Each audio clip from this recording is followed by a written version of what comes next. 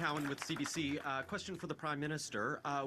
Do you expect to speak with the U.S. President before Wednesday's tariff deadline? And if so, what will your message be for President Trump? Short answer is yes. Secondly, I'm sure the first thing we'll talk about is this historic investment. And I say that in all seriousness. The scale of what this is, in terms of the 14,000 megawatts of clean power, the 23,000 plus jobs in the construction phase alone of the power, but also in opening up the Fosse de Labrador, the Labrador Trough, the enormous resources in critical minerals, iron ore, the extra 16,000 jobs in the construction phase of that. The way this is being conducted is the type of generational investment that gets everyone's attention, even the President of the United States. Maybe I'll translate "met chez nous" for the President as well, which is a lesson. So, and then we'll have a good discussion about the opportunities together. Thank you. Follow-up, question suivie. And also for the Prime Minister, so what does a good deal for Canada look like with the United States on this? Frankly, we'll have opportunities over the next 48 hours to discuss in more detail as the negotiations go forward, and I think that's the best forum. The most important thing happening this week in Canada is today's announcement. Next question. Prochaine question. Hi, Alex Bill, Newfoundland and Labrador. My question is for Premiers Wakeham and Frechette. Whoever wants to start. After the 2024 agreement, we quickly heard a lot of disagreement in the public about what the price for electricity was. Today, we're told 7.4 cents per kilowatt hour, but the Quebec press were told 6 cents. Can you explain that discrepancy and set the record straight on what the price is in this deal? Well, our negotiating team have provided me with the agreement, and we will certainly follow that. I have confidence in my negotiating team and what they have put forward to us. Pierre Frechette? Yeah. In fact, on average, we get to the 6 cents per kilowatt hour as the official price that will be paid. But when you compare it to the price of alternatives, we are in another world. I mean, when you look at alternatives, you're talking about 12 cents, 18 cents, 22 cents, depending of the energy resources you're looking at. So this is a very competitive price, I can say. And for Premier Wakeham, I follow. You commissioned a review report by Chris Oskelson. It flagged the difference between the financing term at 65 years and the power purchase agreement at 50 years. That remains a discrepancy in this new deal. Is the loan guarantee from Ottawa essentially a reassurance that that issue is covered? Well, that's one of the great things about it. You're absolutely right. But the other thing was the elimination of the 2% escalation clause. As you know, in the previous agreement, there was a potential for a significant mortgage, for all intents and purposes, left on Gull Island of almost $30 billion. That's been reduced now. The net present value of that will be around $200 million. So yeah, that was a significant part of it as well.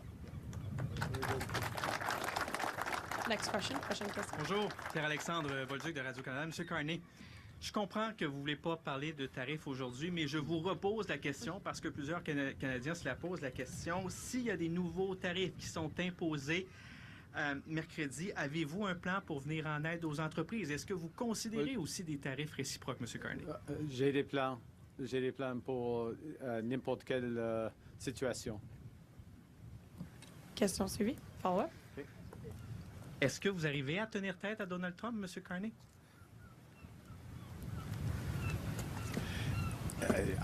Écoutez, pardon.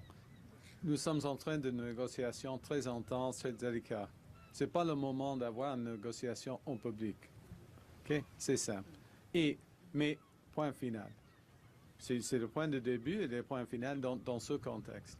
On a des options. On a des options ici au Canada, ici au Terre-Neuve, au Québec, dans l'ensemble du Canada. Nous sommes maîtres chez nous. We can make the weather. We are making the weather. We are taking action. Et c'est nous sommes en train de négociation d'une position de force. Merci. Prochaine question. Next question. Hi. Hi, Garrett, CTV. I have a question for the Prime Minister. Mr. Carney, this agreement, improved as it may be, still gives Quebec a lot of power, excuse the pun, to decide where Newfoundland gets to sell its electricity and what lines and what rate. I know with some interest that you've spent a lot of time in British Columbia lately convincing the governments there to accept pipelines and keep getting Alberta better access for its product. So I'm wondering why the rules are different in different parts of the country and why Newfoundlanders and Labradorians should accept a situation that Albertans find intolerable. Well, first off, I actually don't recognize either of your characterizations there of either the agreement in. And let's be clear, and the Premier was clear, the agreement's there.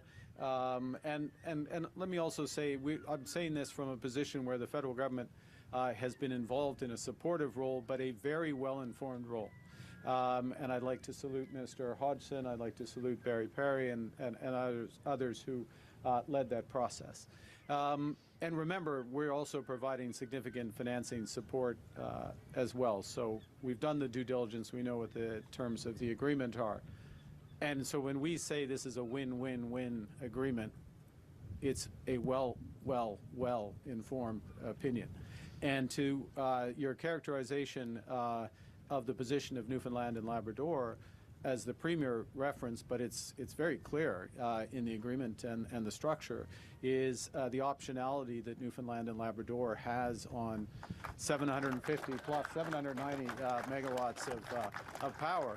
And that includes, and I salute je voudrais saluer le PDG de Hydro-Québec afin de créer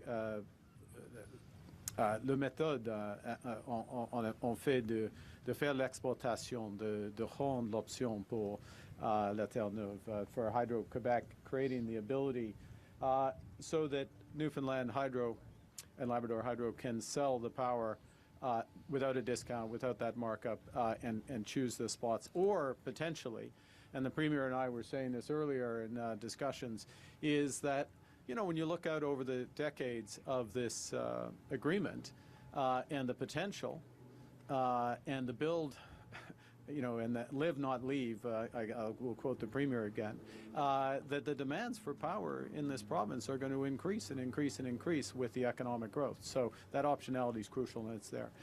As well, what we have with respect to the agreement, and I won't be as long on this, or the series of potential projects that are working their way through the Major Projects Office for Alberta and British Columbia, is recognizing the interconnectedness, recognizing the need to build, the imperative to build in true partnership with First Nations, and to share the benefits more broadly. And that's what's in the structure of those agreements as well. Now, the federal government, last point, has a role to play in supporting, catalyzing, financing to some degree, providing the vision to help make that happen. And we're seeing it on both in the western part of the country, in the eastern part of the country, and all Canadians can benefit, and there's lots more to happen on this front. Thanks. Follow-up, question suivie. Thank you. To follow up, Newfoundlanders and Labradorians and their politicians have been looking for redress from the Upper Churchill contract for quite some time, many, many years. And now that your government has given this deal the stamp of approval, and you being here today, are you convinced that this is a fair deal that redresses some of the complaints that Newfoundlanders have had for some time? I think today's, and again, I'm going to draw on what Premier Wakeham said. Today's about moving forward and looking forward. Yes, draw lessons from the past, but moving forward and building the future together. To be absolutely clear, I hoped I had made it clear, but the federal government is absolutely foursquare behind this deal. It is a win-win-win-win deal. And I add the Innu Nation of Labrador, of course, the Innu Nation of Quebec, as well as Premier Frechette mentioned. And this is a great day, and now we need to move towards execution. Yes, there are legislative and other processes that are important, but the federal government is foursquare behind this, and it is a fully informed opinion, which is why we're very pleased to finance. And last point, help to finance equity positions for First Nations, as well as potentially for the federal government as well. Thank you. Next question. Prochaine question. Hi there, Richard Duggan here with VOCM News. My first question is for Premier Wakeham. A little while ago, in reference to the question about the referendum and why we won't be having one, you said that the time is now and the urgency is here. Leading up to this, you had been saying that you wouldn't abide by any artificial deadlines and that you wouldn't be rushed into a deal. So what's changed? Well, what's happened is I also said that I wouldn't make a decision until we reached a deal. So we have reached a deal. And when I look at the opportunities in front of Newfoundland and Labrador, that's what we're talking about. You know, I turned around and asked for an independent review. We have followed the recommendations of that independent review, and we have come up with more power, more transmission, and more value, more jobs, a federal government who wants to be involved in the project, and right now is the opportunity for us to move.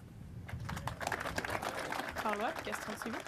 And as my follow-up, this is a question for Premier Wakeham and for the Prime Minister. Earlier in one of her answers, Premier Frechette acknowledged that if there's a change in government in Quebec, that this deal might not be there anymore. So how concerned are both of you that, you know, in 2-3 months' time, this deal might not be there anymore? As I have called this deal a win-win-win, and I believe that to be true. I believe I also have used the word partnership.